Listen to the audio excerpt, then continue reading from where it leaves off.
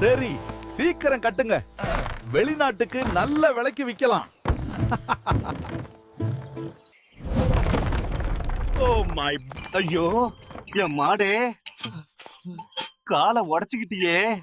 இனி என்ன பண்றது? நீ இங்கேயே இரு, இந்த மாட்டை பாத்துக்கோ. நான் மத்த சரக்குகளை ஆளுங்க தலையில ஏத்திட்டு போறேன். நல்ல சாப்பாடு.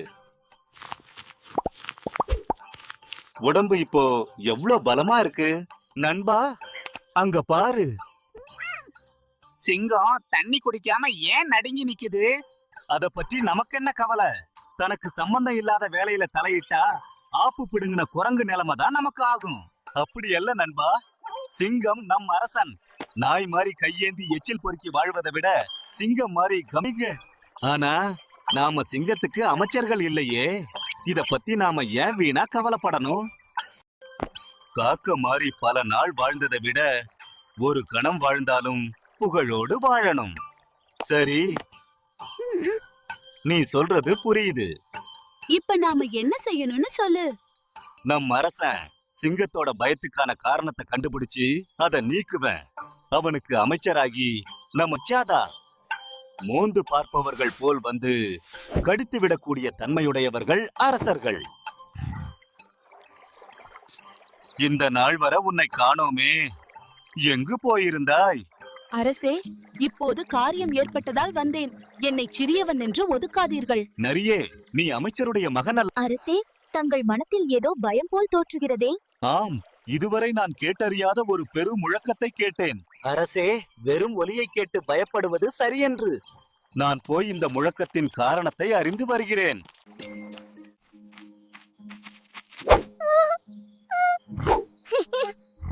அரசே, அது நம்மை போல் ஒரு மிருகம்தான். ஆனால் முரட்டு மிருகம். இருந்தாலும் அது என்னால். அப்படியானால் அதை இங்கே அழைத்து வா.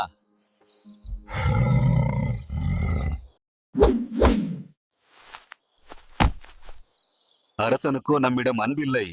இந்த மாட்டையும் சிங்கத்தையும் நட்பு கூட்டி வைச்சு நமக்கு நாமே கேடு செய்து கொண்டோம். தங்களால் இரையே நமக்கு சரியாக கிடைக்கவில்லை. இனி நாம் என்ன செய்வது? இப்போது நாம் என்ன செய்வது? கவலைப்படாதே, சூழ்ச்சியாக அவ்விருவருடைய நட்பையும் குலைத்து விடுவோம்.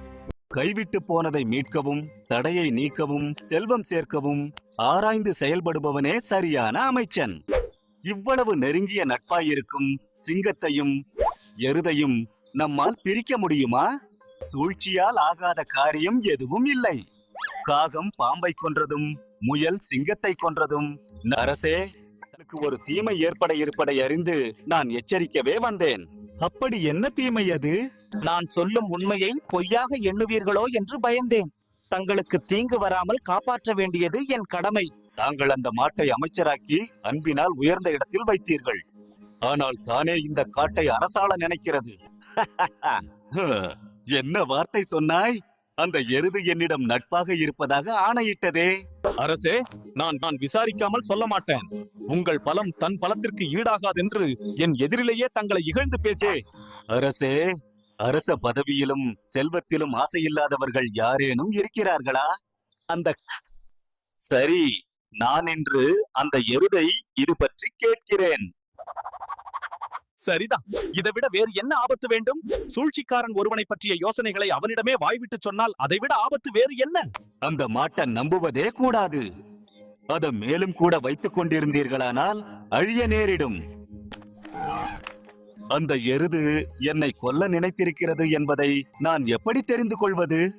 அது வாளை முறுக்கிக் கொண்டு கொம்பை அசைத்து எகிரி குதித்து பாய வரும்போதுதான் தெரியும். உயிருக்கு ஆபத்து ஏற்பட்டுவிடும்.